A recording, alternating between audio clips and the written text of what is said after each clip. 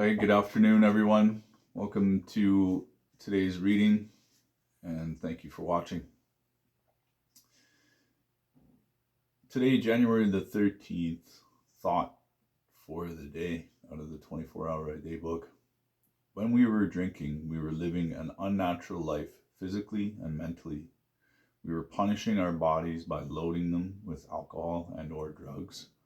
We didn't eat enough and we ate the wrong things. We didn't get enough sleep or the right kind of rest. We were ruining ourselves physically. We had an alcohol or drug obsession and we couldn't imagine life without it.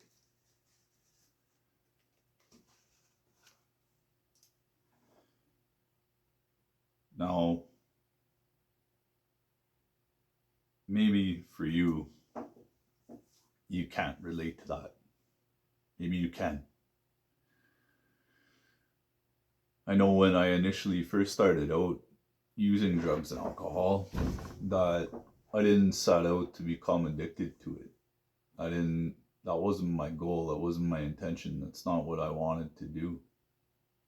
That's not where I wanted to end up. That's not where I wanted to be. It just started out as something to fit in, to belong, to run away from the hard emotions that I was going through at those particular times. And now that doesn't make it okay. It doesn't make it right.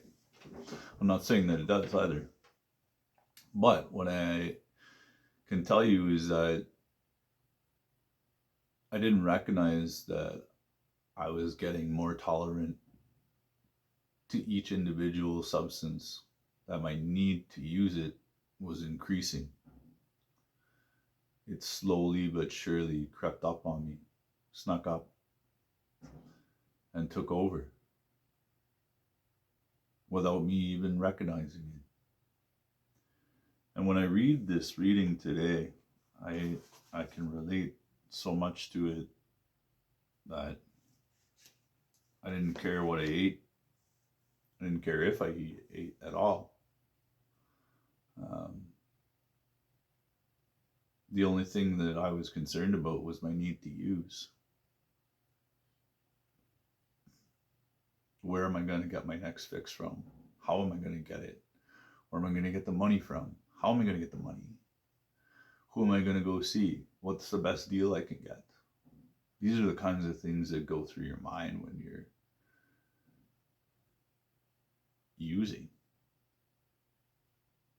Now, I didn't see anything wrong with those things in the beginning, at first, right?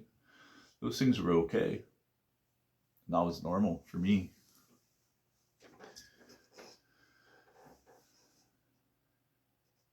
And as the substances took over my life and addiction took over my life, I was more willing to do more dangerous things, more risky things, more harmful things than not. And that's how my addiction had affected my life. I was willing to do anything and everything in order to avoid the discomfort of not getting that substance, of not using, of feeling the emotion, of dealing with whatever situation was going on.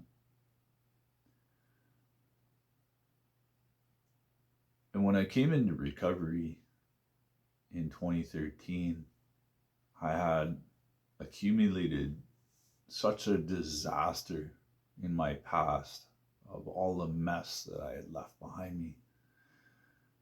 I was suddenly overwhelmed with how to deal with it, how to start tackling all of the mess I had made. But what kept me going, what encouraged me to continue to keep going, was being able to start somewhere, was being able to begin talking about the little things that I was comfortable talking about and sharing about, the one thing at a time, little tidbit by little tidbit, I shared. And I shared how I thought, and I shared how I felt, and I shared my actions, and I shared my behaviors. And now a lot of those were distorted. I had perceived them to be a certain way in my mind. But luckily, I had people in my recovery program and in my support group that were kind enough to clear those perceptions up and clear up those ways that I saw that it went when it really didn't go that way. So I think that's what I would encourage everybody that's watching to do today, is to, take stock of where we're at, not to be afraid to listen to people's suggestions or guidance. You never know where a word of wisdom will come from. You never know what value you will get from somebody else who has maybe an experience in what you're going through. And try not to assume or judge the other person for where they're at or where they're coming from, because maybe their intention is true to help you.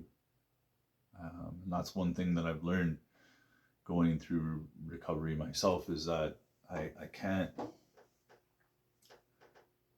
come to a conclusion that I know where that person's been, that I know where they're going, that I know what they've been through, because that's just not true. So try to hear the people that care for you around you, the support system that you have. Try to maintain that connection. Try to love the person that's maybe confronting you, that's trying to guide you, that's trying to give you suggestions. Learn what love for one another looks like. And that's the message I have for you today. Thank you so much for tuning in. I appreciate you all. God bless and have a great day.